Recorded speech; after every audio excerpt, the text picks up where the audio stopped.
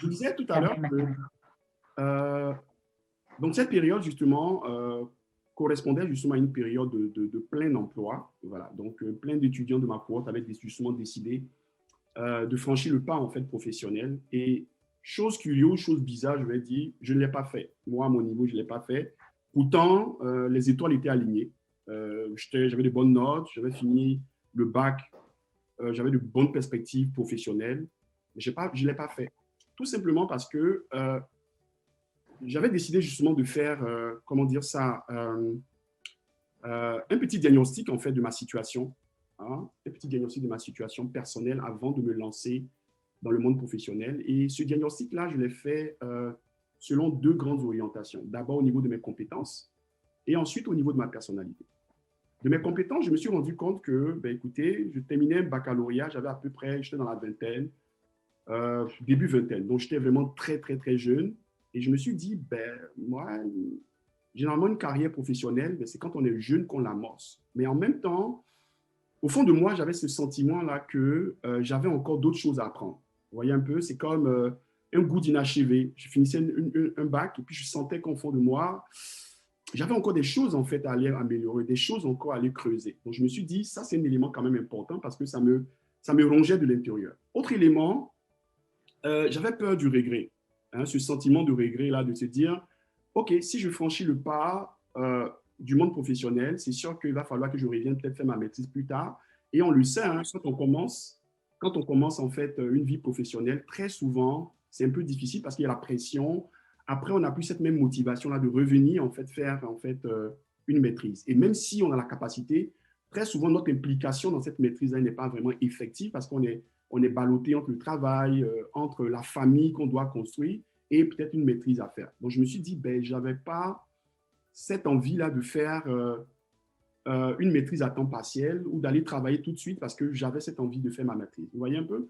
Autre élément, je voulais me donner encore plus de chances d'atteindre mes ambitions professionnelles parce que, ben, écoutez, j'avais quand même de grandes ambitions. Je me disais, dans ce temps-là, vous voyez, on est jeune, on a 20 ans, on a plein d'ambitions. Là, on se dit, ben, moi, j'adorais en fait les études de marché. Donc, je me voyais être dans une firme en fait de consultation comme directeur des études, tout ça. Puis je me suis dit, ben, avec le bac, ça ne me permet pas de le faire. Donc, ça me prend peut-être d'aller un peu plus loin pour pouvoir affiner en fait ces choix-là.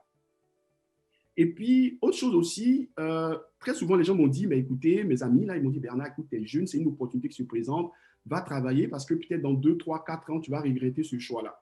Et je pense que la vie m'a donné raison parce que j'ai comme l'impression, ou j'ai eu cette impression-là que les opportunités, on ne les paie jamais.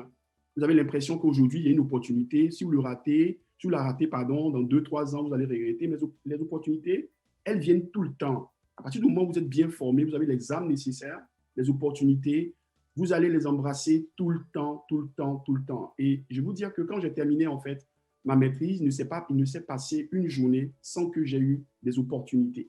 Vous voyez un peu? Donc, déjà, à ce niveau-là, donc tous ces éléments mis ensemble me confortaient que ben, ce n'était pas peut-être pour moi le moment tout de suite d'aller sur le marché de l'emploi. Hormis cet aspect-là aussi, il y avait des éléments aussi reliés à ma personnalité. OK? Écoutez, je manquais énormément de confiance en moi. Hein, je vous le dis, énormément de confiance en moi. J'étais quelqu'un de très timide.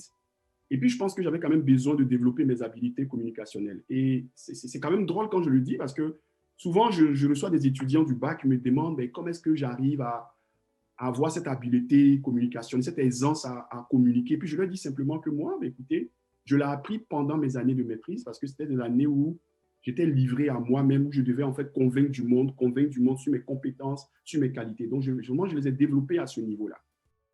Tous ces éléments, en fait, compétences, personnalité mis ensemble, font que la réponse, en fait, à mon diagnostic, c'était la maîtrise. Et c'est sûr que la question que vous allez vous poser, c'est de dire, ben, écoutez, oui, concrètement, Bernie, qu'est-ce que cette maîtrise-là t'a apporté?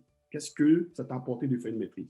Ben, je vais vous dire simplement que le premier élément que la maîtrise m'a apporté, une maturité intellectuelle.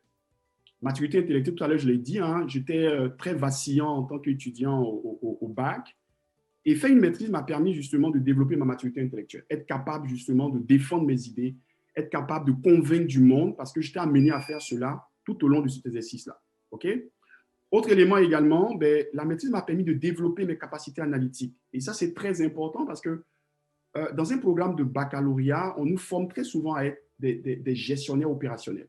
À la maîtrise, on va à un niveau un peu plus élevé où on est capable justement d'avoir une touche analytique, hein, de sentir des problématiques à un niveau très analytique. Vous voyez, d'être capable en fait de développer des intuitions, des réflexions qui vont nous permettre de nous guider en fait dans les choix opérationnels qu'on met en place. Vous voyez un peu, donc ça a été un élément vraiment très intéressant. Autre élément aussi, une capacité justement à analyser des problématiques qui sont complexes. Donc, quand je dis problématiques complexes, un bel exemple, vous allez le voir, je vais en parler tout à l'heure, c'est le cas de la COVID. Aujourd'hui, écoutez, la COVID, là, on ne peut pas avoir en fait une vision unilatérale pour pouvoir aborder la COVID. Ça nous prend d'avoir des compétences un peu partout. Vous voyez un peu. Donc, la maîtrise m'a permis justement d'avoir en fait cette capacité-là à réfléchir, hein, dans un environnement très complexe. OK? Et puis, j'aime prendre cette image-là.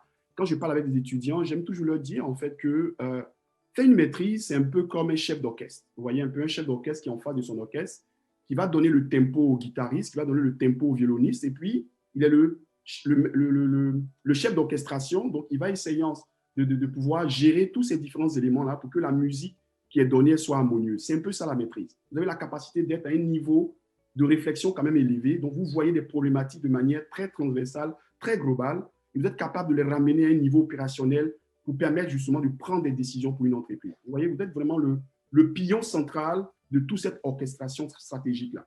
Et c'est ce que j'ai trouvé quand même très intéressant, hein, dans mon programme de maîtrise.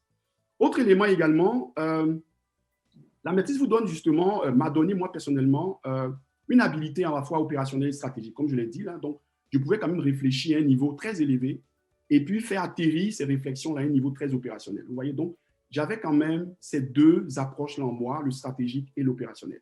Et finalement, et ça revient très souvent quand je parle avec les étudiants, dans mon cas, ça a été aussi un gain de temps dans ma capacité à absorber des compétences. Qu'est-ce que je veux dire par là? Généralement, quand on finit le bac, on va travailler, on part dans une entreprise, pendant 2-3 ans, on a de l'expérience. Mais ce qui arrive, c'est que cette expérience-là, on l'a dans un environnement professionnel unique. Donc, vous travaillez pour une entreprise, donc tout ce que vous développez comme compétence est restreint à cette entreprise-là.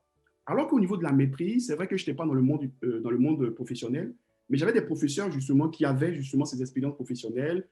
J'ai bénéficié justement de certains consultants qui venaient nous donner justement des stages, des cours, tout ça. Et ce qui est intéressant, c'est qu'on travaillait sur des études de cas en fait qui concernaient plusieurs entreprises. Donc, on travaillait sur des entreprises agroalimentaires, des entreprises de services. Donc, ça fait que je suis resté dans une classe d'études, mais j'avais la capacité justement d'avoir une réflexion sur plusieurs entreprises. Donc, je reste en classe, mais j'ai un gain de temps, j'ai un gain d'expérience de pratiquement 2 ans sur ce qui se fait en fait dans le monde professionnel. Vous voyez un peu, donc, indirectement, on pourrait le voir comme une perte de temps, mais ce n'est pas une perte de temps puisque je le rattrape à travers la densité en fait de ce programme-là. C'est sûr que pendant mon programme de maîtrise également, un peu comme vous, j'avais des appréhensions. J'ai eu beaucoup d'appréhensions, énormément d'appréhensions. J'ai une partie de mon cœur qui me disait, ben, fais la maîtrise, une autre partie de mon cœur qui me disait, Bernard va travailler. Et j'avais quand même beaucoup d'appréhensions. Et ces appréhensions-là, c'était quoi? Essentiellement, cette crainte-là de devoir vivre un parcours solitaire. Au baccalauréat, j'étais dans un environnement où on avait quand même une grande cohorte, on avait plein d'étudiants avec qui on communiquait. À la maîtrise, c'est des groupes un peu plus petits. Donc, techniquement, on se dit, on a peur, on risque de vivre un parcours solitaire, on n'a plus nos amis avec nous. Mais moi, rapidement, dans mon cas, ça s'est réglé parce que j'avais quand même des professeurs qui étaient là, qui m'accompagnaient. J'avais quand même une bonne dynamique en fait de groupe. Donc, ce qui faisait que je ne sentais pas en fait ce manque-là. Autre élément aussi, la redondance. Et ça, c'est un point important parce que j'avais fait en fait un bac un peu généraliste et puis j'avais peur de dire, ben, la maîtrise, il se pourrait que j'aille faire encore les mêmes choses que j'ai eu à faire au bac. Mais je vous assure que ce n'était pas le cas parce qu'à la maîtrise, les approches pédagogiques, les façons d'aborder les problématiques sont complètement différentes. Donc, ce qui fait que c'est vrai qu'on a une assise par rapport à ce qu'on a fait au bac, mais c'est complètement différent. Et moi, honnêtement, ça m'a grandi professionnellement. Vous voyez un peu, ça m'a grandi professionnellement.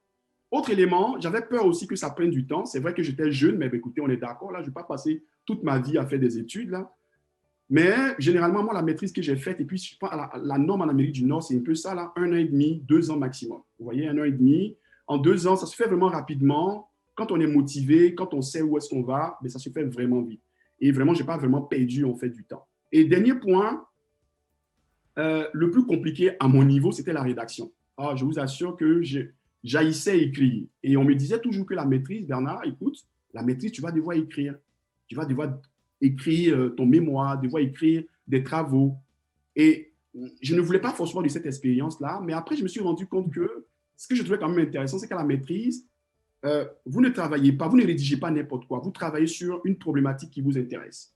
Et je me rappelle que lors de ma maîtrise, j'avais travaillé en fait sur le comportement de plainte des étudiants étrangers dans les services. Vous voyez un peu, donc c'est un sujet qui me passionnait. Donc, je n'ai pas vu finalement cette écriture-là comme étant difficile, fastidieuse, parce que ben, je travaillais sur quelque chose qui me passionnait. Donc, vous voyez, quand il y a la passion est là, on ne sent même plus en fait la douleur que cela peut créer ou la crainte que cela peut créer. Donc, voici un peu mes différentes appréhensions.